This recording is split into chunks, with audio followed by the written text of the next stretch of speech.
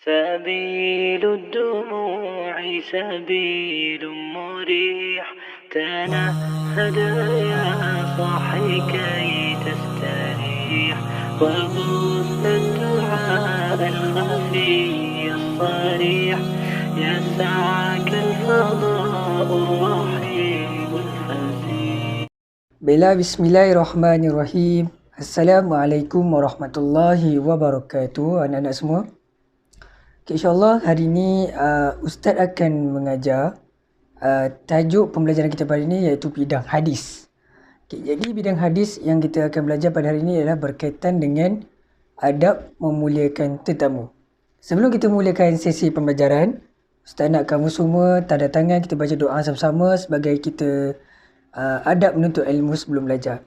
Bismillahirrahmanirrahim. Allahumma aftah alaina hikmataka wa anshur alaina min khazaini rahmatika ya arhamar rahimin. Rabbi shrah li sadri wa yassir li amri wahlul 'uqdatam min lisani yafqahu qawli. Amin. Alhamdulillah. Okey. Pertama sekali, apabila kita dapat jemputan tetamu ke rumah kita, kita perlulah membuat perkara yang baik untuk melayani tetamu kita. Jadi, sebelum Ustaz memberitahu apakah perkara yang baik kita perlu lakukan, pertama sekali kita perlu mengenal hadis yang menceritakan berkenaan atau mengenai adab memuliakan tetamu. Okay, jadi, Ustaz nak ajak anda semua dengar hadis yang Ustaz akan paparkan. Ustaz akan tayangkan video bacaan hadis. Sila dengar. An Abi Shuraih Al-Khuzai radhiyallahu anhu anna an-nabi sallallahu alaihi wasallam qala wa man kana yu'minu billah wal yawmil akhir falyukrim dhayfah. An Abi Shuraih Al-Khuzai radhiyallahu anhu anna an-nabi sallallahu alaihi wasallam qala wa man kana yu'minu billah wal yawmil akhir falyukrim dhayfah.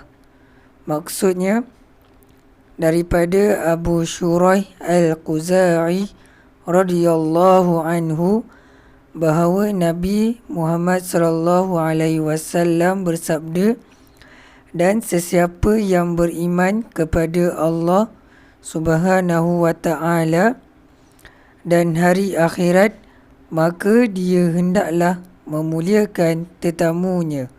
Riwayat Al-Bukhari dan Muslim. Okey, baiklah, alhamdulillah. Kamu semua dah dengar tadi bacaan hadis yang dalam video tersebut.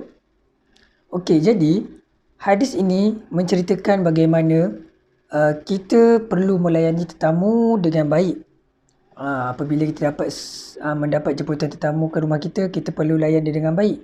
Okay, jadi antara tuntutan yang terdapat dalam hadis tersebut, macam mana kita nak memuliakan tetamu kita, yang pertama, adab yang pertama adalah kita perlu menyambut kedatangan tetamu kita dengan baik, dengan mesra dan gembira. Apabila orang datang ke rumah kita, kita perlu sambut dengan baik. Kita tidak perlu menengking ataupun menghalau. Kita perlu menyambut kedatangan. Sebagaimana orang Madinah menyambut kedatangan Nabi Muhammad yang berhijrah daripada Mekah ke Madinah dengan satu selawat, Tala'al badru alaina.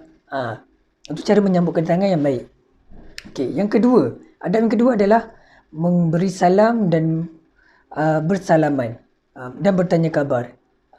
Jadi itu adalah adab yang kedua. Kita perlu bersalaman dan bertanya khabar, macam sihat ataupun dah lama tak jumpa, macam mana perkembangan kita, apa-apa berkaitan kehidupan kita, bertanya khabar ataupun bersalaman. Okey, yang ketiga, adab yang ketiga adalah kita perlu menyediakan tempat yang sesuai kepada tamu kita. Contoh, kalau tetamu datang rumah, kita perlu jemput dia ke tempat duduk seperti sofa ataupun ruang tamu yang selesa. Yang keempat, menyediakan juadah. Biasa kalau datang rumah ataupun kita pergi mana-mana rumah, kita sebagai tetamu ataupun tetamu datang ke rumah kita, mesti akan ada wadah makanan yang kita sediakan ataupun disediakan. Sebab itu salah satu adat lah, macam kalau orang datang ke rumah mesti akan kita sediakan makanan, walaupun makanan tu sekadar yang kita boleh hidangkan, tapi sebagai adab untuk menyambut tetamu. Yang terakhir adalah kita perlu memberi layanan yang baik. Maknanya kita tidak perlu menunjukkan sikap yang kurang sopan ataupun tidak mesra. Kita perlu layan dengan baik.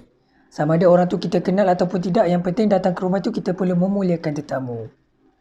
Okay, apakah kepentingan jika kita mengamalkan adab memuliakan tetamu dalam hadis ini? Okay, jadi adab dia yang penting, yang kepentingan dia adalah, yang pertama, kita dapat pahala.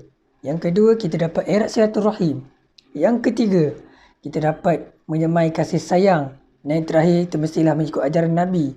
Kerana apabila Nabi mendapat jemputan tamu, baginda seronok. Baginda seronok, baginda akan menghidangkan kurma ataupun air dan menyediakan tempat yang selesa untuk berbual atau bersembang bersama tetamu baginda.